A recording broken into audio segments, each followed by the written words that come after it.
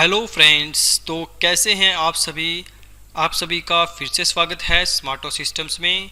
और आज हम बात करेंगे कुछ क्वेश्चंस के बारे में। जैसा कि हमने पिछले लेक्चर में वेक्टर के बारे में पढ़ा था, वेक्टर का बेसिक हमने जाना था, कैसे पोजीशन वेक्टर निकलते हैं, कैसे डायरेक्शन कोसाइन होते हैं, कैसे डायरेक्शन रेशियो। तो आज हम दोस्तों कुछ क्वेश्चंस को डिस्कस करेंगे जो आपके एग्ज़ाम पॉइंट ऑफ व्यू से बहुत इंपॉर्टेंट हैं। मैं आपको सभी टाइप के क्वेश्चंस कराऊंगा।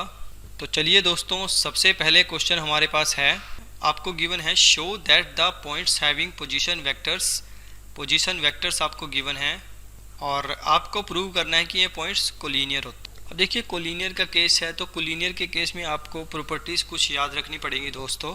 कोलिनियर का मतलब है कि ये तीनों पॉइंट्स एक ही स्ट्रेट लाइन पे फॉलो करते हैं। तो चलिए दोस्तों, अब हम स्टार्ट कर लेते हैं क्वेश्चंस को। तो सबसे पहले हम यहाँ पे मेंशन करेंगे कि हमारे पास ये वेक्टर कौन सा है और ये क्या है और ये क्या है।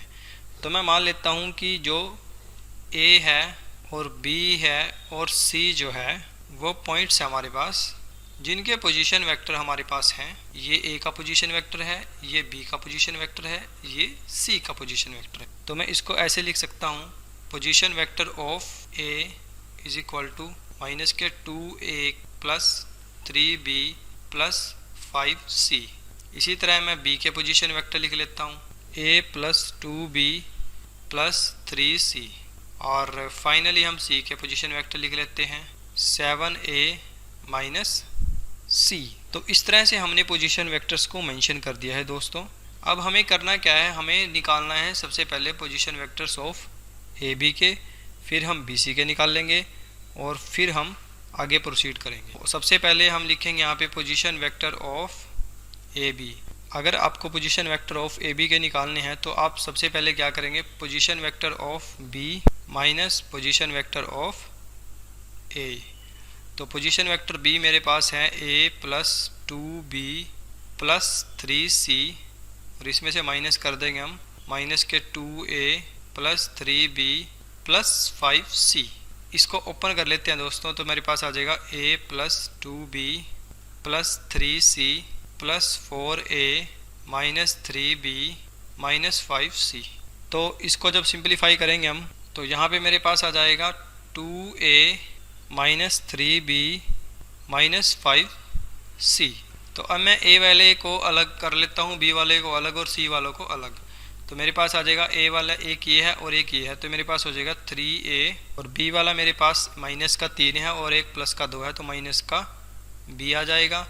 और अगर मैं बात करूँ C की तो माइनस का 5 है और प्लस का 3C है, तो वहाँ पे हमारे पास आ जाएगा माइनस के 2C वेक्टर। तो ये हमने निकाल लिया AB दोस्तों। इस इक्वेशन को हम मान लेते हैं 1। इसी तरह हम निकाल लेते हैं BC। BC के लिए हम क्या करेंगे, position vector of C minus position vector of B। Position vector C के मेरे पास है 7A माइनस C और इसमें से माइनस कर देंगे हम B के, यानी कि A plus 2B plus 3C।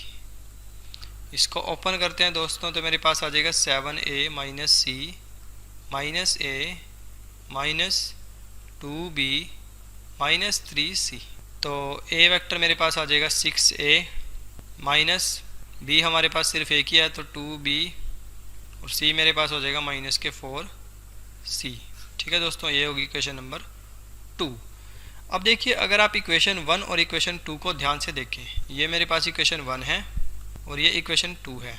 तो अगर आप इसको थोड़ा ध्यान से देखें दोस्तों, अगर मैं इसमें से 2 कॉमन ले लूँ तो मेरे पास अल्टीमेटली क्या आएगा, 3A माइनस के B माइनस 2C।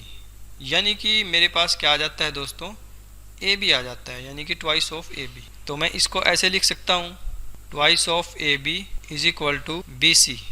तो यहाँ से हमारे पास क्या प्रूव होता है कि जो AB है वो पैरेलल है BC के, और यहाँ पे जो पॉइंट B है वो कॉमन है दोनों। तो हम यहाँ पे लिख सकते हैं दोस्तों, this implies AB and BC are collinear. तो AB और BC जो है वो कोलिनियर है। अगर AB और BC कोलिनियर है दोस्तों, तो हम यहाँ पे सिंपली मेंशन कर सकते हैं कि जो A और B और C जो हैं आर ऑल्सो कोलिनियर। ठीक है दोस्तों, तो इस टाइप से हमने सिंपल से क्वेश्चन को आसानी से सोल्व किया है। तो चलिए दोस्तों, नेक्स्ट हम बात कर लेते हैं मैग्नीट्यूड ऑफ ए वेक्टर के बारे में कि किस तरह से आप किसी भी वेक्टर का मैग्नीट्यूड निकाल सकते हैं। सपोज करो आपके पास कोई पी क्यू वेक्टर है और वो कुछ इस टाइप से लिखा हुआ है x I plus Y J plus Z के। आपको इसका मैग्नीट्यूड निकालना है। तो मैग्नीट्यूड के लिए सबसे पहले साइन आप दोनों साइड्स में एरो लगाएंगे, इसके मैग्नीट्यूड का साइन होता है, इज इक्वल टू लिखेंगे। उसके बाद आई का कोफिशिएंट लेंगे, एक्स इसका स्क्वायर करेंगे, वाई के कोफिशिएंट का स्क्वायर, आई के कोफिशिएंट का स्क्वायर और जे के कोफिशिएंट का स्क्वायर और के कोफिशिएंट का स्क्वायर और ऊपर आ जाएगा रूट। तो ये हमारे पास क्या हो जाएगा दोस्तों, मैग्नीट्यूड हो जाएगा पी क्या होगा। इसी के बेस पे हमारे पास एक क्वेश्चन है, चलिए उसको डिस्कस कर लेते हैं। तो क्वेश्चन कुछ इस टाइप से है दोस्तों, find a unit vector in direction of A vector this, यानी कि आपको इसकी डायरेक्शन में एक यूनिट वेक्टर निकालना है। तो यूनिट वेक्टर निकालते कैसे हैं दोस्तों, सबसे पहले तो इसको सीख लेते हैं। यूनिट वेक्टर हमारे पास डिनोट होता है ए कैप से, यानी कि अगर कोई ए वेक्टर है तो उसका यूनिट वेक्टर ए कैप से डिनोट होगा और उसको लिखते हैं हम ऊपर ए हमारे पास सिंपल वेक्टर और नीचे आएगा इसका मैग्नीट्यूड। तो ये ऐसे करके हम यूनिट वेक्टर निकाल सकते हैं। तो चलिए इस क्वेश्चन को स्टार्ट कर लेते हैं। तो सबसे पहले मैं निकालता हूँ इसका मैग्नीट्यूड। मैग्नीट्यूड के लिए हम क्या करेंगे, आई के कोफिशिएंट का स्क्वायर, जे के कोफिशिएंट का स्क्वायर और प्लस के कोफिशिएंट का भी स्क्वायर। इसको ओपन करता हूँ, 1 + 1 + 4, तो ये मेरे पास आ जाएगा √6। ठीक है दोस्तों, इसके बाद हमें निकालना है ए कैप। तो ए कैप हमारे पास क्या होता है, ए वेक्टर अपॉन साथ में इसका मैग्नीट्यूड। तो हमारे पास आ जाएगा total I plus J plus के और नीचे आ जाएगा हमारे पास √6। तो इसको जब आप लिखेंगे तो इसको इस टाइप से लिखेंगे, 1/√6 आई प्लस 1/√6 जे प्लस 1/√6 और साथ में के। ये हमारे पास यूनिट वेक्टर हो जाएगा दोस्तों। नेक्स्ट हम बात कर लेते हैं दोस्तों प्रोडक्ट ऑफ टू वेक्टर्स की। Product of two vectors, product of two vectors में हमारे पास क्या आएगा दोस्तों, इसमें हमारे पास 3 केस होते हैं। एक होता है डॉट प्रोडक्ट, एक होता है क्रॉस प्रोडक्ट, एक होता है स्केलर ट्रिपल प्रोडक्ट। तो सबसे पहले हम डॉट प्रोडक्ट की बात कर लेते हैं। डॉट प्रोडक्ट आपके पास बेसिकली जैसे कि आपके पास कोई ए वेक्टर है और कोई बी वेक्टर है तो उसको इस टाइप से लिखेंगे, A dot B is equal to magnitude of A magnitude of B और साथ में आ जाएगा कॉस थीटा। ठीक है दोस्तों, ये कुछ इस टाइप से है, मैं आपको फिगर के माध्यम से समझा देता हूँ। कुछ इस टाइप से होता है ये हमारे पास ए है, ये हमारे पास बी है और ये हमारे पास है थीटा। तो दोस्तों होता क्या है, ये वेक्टर और ये वेक्टर अगर मेरे को इन दोनों का डॉट प्रोडक्ट निकालना है तो मैं लिखूंगा ए मैग्नीट्यूड और साथ में बी मैग्नीट्यूड और साथ में आ जाएगा कोस थीटा। ठीक है दोस्तों, ए और बी जो है यहाँ पे वो कोई इनिशियल वेक्टर है। कोई इनिशियल वेक्टर का मतलब यह है कि उनका जो स्टार्टिंग पॉइंट है वो सेम है, यानी कि ये जो पॉइंट है इसको ओ मान लेते हैं, ओ जो इनका स्टार्टिंग पॉइंट जो बिल्कुल सेम है। ए और बी जो है यहाँ पे ए एंड बी आर को इनिशियल वेक्टर। तो इस टाइप से आपने इसको याद रखना है डॉट प्रोडक्ट के केस में। जब भी आपको डॉट निकालना हो, डॉट प्रोडक्ट निकालना हो तो आप निकालेंगे A dot B, A magnitude B magnitude और साथ में कोस थीटा। अगर मैं बात करूं कोई मेरे पास ए वेक्टर है, A is equal to A X I plus A Y J plus A Z K. कोई बी वेक्टर मेरे पास है B X I B Y J plus B Z K. ये 2 वेक्टर्स मेरे पास हैं। तो अगर मैं इनकी डॉट प्रोडक्ट निकालता हूँ तो मेरे पास आएगी A dot P is equal to A X B X plus A Y B Y plus A Z B Z. अब ऐसा क्यों आया हमारे पास, सिंपलीफाई करके इसको समझ लेते हैं। यहाँ पे हमारे पास एक प्रॉपर्टीज़ होती है दोस्तों, उसको याद रखेंगे आप। I dot I J dot J, I dot I J dot J और के डॉट के, ये आपके हमेशा क्या होते हैं, इज इक्वल टू 1 होते हैं दोस्तों। ठीक है, ये हो गया पैरेलल का केस, अगर वैल्यू पैरेलल में गिवन है। अगर आपके पास आ जाए इस टाइप से I dot J, J dot के और के डॉट आई, तो उस केस में 0 हो जाएगा क्योंकि ये जो प्रॉपर्टी है वो परपेंडिकुलर के केस में लगती है। ठीक है दोस्तों, तो ये फॉर्मूले आपने याद रखने हैं, 2 बहुत इंपॉर्टेंट है ये रिजल्ट। अब देखिए आपने यूज़ कहाँ पे करना है डॉट प्रोडक्ट का, सबसे पहले इसको भी जान लेते हैं। अगर आपके पास एग्जाम्स में क्वेश्चन इस टाइप से आए या कहीं भी आपके पास कोई भी एग्जाम दे रहे हैं आप, वहाँ पे अगर आपको बोला जाए एंगल बिटवीन 2 वेक्टर्स, जब भी आपको एंगल्स निकालना हो किन्हीं भी 2 वेक्टर्स के बीच का, तब आप मैक्सिमम केसेस में डॉट प्रोडक्ट का यूज़ करेंगे, यानी कि A dot B equal to A magnitude B magnitude cos theta. अब इसमें भी कुछ कंडीशंस हैं। अगर आपके पास वेक्टर्स परपेंडिकुलर्स हैं, अगर वेक्टर परपेंडिकुलर है तो उस केस में आपके पास ए डॉट बी क्या हो जाएगा, 0, और यहाँ पे ए और बी जो है वो नॉन जीरो है, ठीक है। और एक प्रॉपर्टी और याद रखेंगे आप, A dot A is equal to होता है हमारे पास मैग्नीट्यूड ऑफ ए का स्क्वायर, यानी कि अल्टीमेटली ए स्क्वायर, ठीक है। ये बहुत इंपॉर्टेंट रिजल्ट है दोस्तों, इसको आप हमेशा याद रखेंगे। इसके बाद इसका जो बेसिक यूज़ है वो आप कहाँ पे करेंगे, जब आपको एग्जाम्स में क्वेश्चन में इस टाइप से आ जाएगी प्रोजेक्शन निकालना आपको, तो प्रोजेक्शन के केस में आप किस तरह से इसको सिंप्लीफाई करेंगे मैं आपको थोड़ा सा बता देता हूँ। तो ये कुछ मेरे पास इस तरह से एक ट्रायंगल है, ये है ए और ये है मेरे पास थीटा, और ये हो गया मेरे पास मैग्नीट्यूड ए कॉस थीटा। तो अगर आपको बोला जाए कि आपको प्रोजेक्शन निकालनी है, projection of A on B, आपको बोला गया प्रोजेक्शन निकालनी है ए की ऑन बी, बी के ऊपर, तो आप कैसे निकालेंगे उसको दोस्तों। सबसे पहले आप लिखेंगे ए डॉट बी कैप। अब आप इसको सिंप्लीफाई करके ऐसे भी लिख सकते हैं दोस्तों, एक वेक्टर बी वेक्टर अपॉन में बी वेक्टर का मैग्नीट्यूड, क्योंकि अल्टीमेटली ये जो वैल्यू है वो आपकी यूनिट वेक्टर के इक्वल होती है, ठीक है।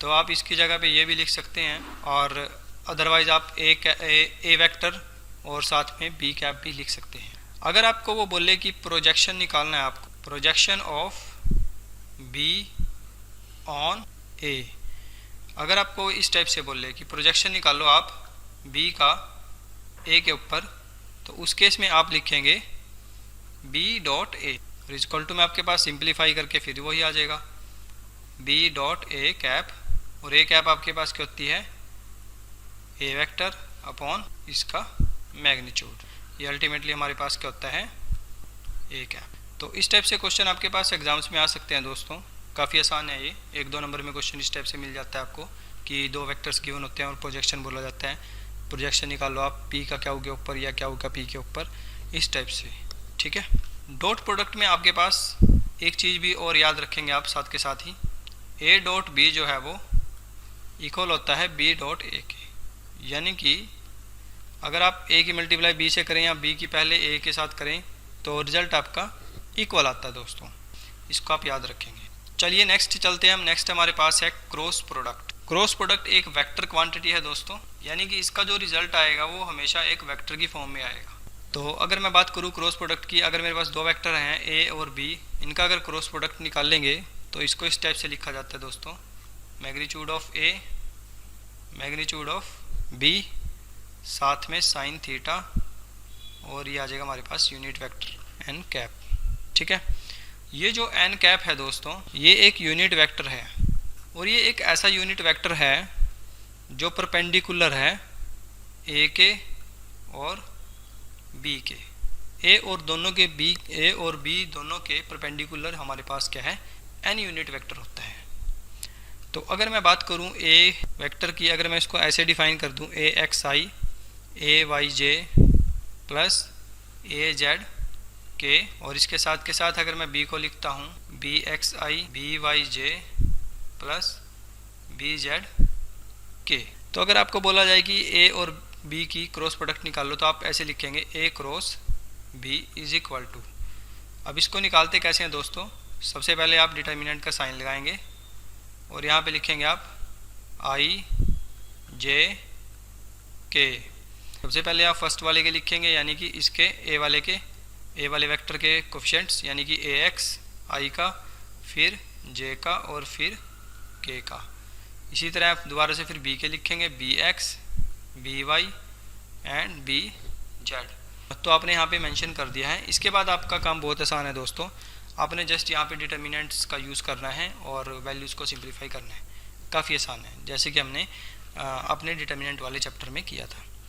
तो क्रॉस प्रोडक्ट जो हमारे पास है, इसकी कुछ प्रॉपर्टीज़ भी होती हैं दोस्तों, उनको भी जान लेते हैं। प्रॉपर्टीज़ हमारे पास कुछ इस टाइप से हैं, अगर आप दो क्रॉस प्रोडक्ट निकालें ए क्रॉस बी, तो आपकी इक्वल होती है माइनस के बी क्रॉस ए के, यानी कि इसमें ऐसा नहीं है कि आप ए क्रॉस बी निकाल लो और बी क्रॉस ए निकाल लो, दोनों सेम आ जाएंगे।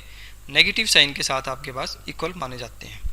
इसी तरह एक और प्रॉपर्टी होती है इसमें, ए क्रॉस बी प्लस सी। इसको अगर ओपन करते हैं हम तो हमारे पास आ जाएगा ए क्रॉस बी प्लस ए क्रॉस सी। ठीक है, ये अभी आपने प्रॉपर्टी याद रखनी है दोस्तों।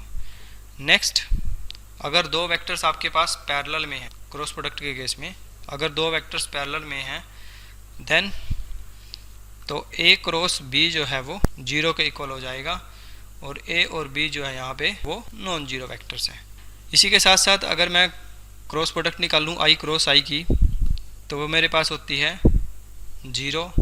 ऐसे ही जे क्रॉस जे और के क्रॉस के, ये सारी वैल्यूज़ हमारे पास क्या होती है 0। तो अगर बात करें आई क्रॉस जे की तो वो इक्वल होता है दोस्तों के, यानी कि जो हमारे पास बच जाता है तीसरे वाले कोऑर्डिनेट्स के इक्वल होता है वो, यानी कि आई क्रॉस जे है तो वो के इक्वल होएगा, अगर जे क्रॉस के है तो वो आई के इक्वल होएगा, और अगर के क्रॉस आई है तो वो जे के इक्वल होएगा। ध्यान रखेंगे दोस्तों, ये आई जे के फॉर्मेट को ही फॉलो करने चाहिए। अगर इससे अलग कुछ भी फॉर्मेट को फॉलो करते हैं, जैसे कि जे क्रॉस आई अगर आप लिख देते हैं तो आपका माइनस का के हो जाएगा। ठीक है, अगर आपने रिवर्स कर दिया इसको। ऐसे ही अगर यहाँ पे के क्रॉस जे लिख दिया आपने तो माइनस का आई हो जाएगा।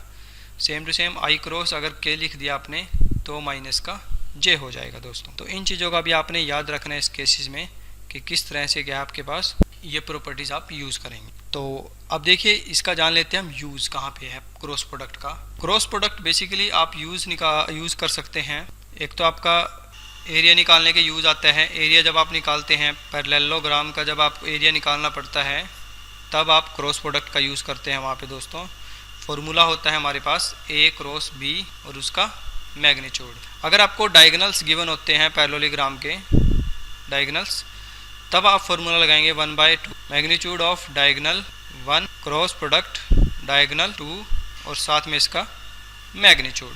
ठीक है दोस्तों। तो दोस्तों आज की इस वीडियो में इतना ही। मिलते हैं नेक्स्ट वीडियो में कुछ और नए टॉपिक्स के बारे में, कुछ और कॉन्सेप्ट के बारे में। तब तक के लिए thank you, bye bye, take care.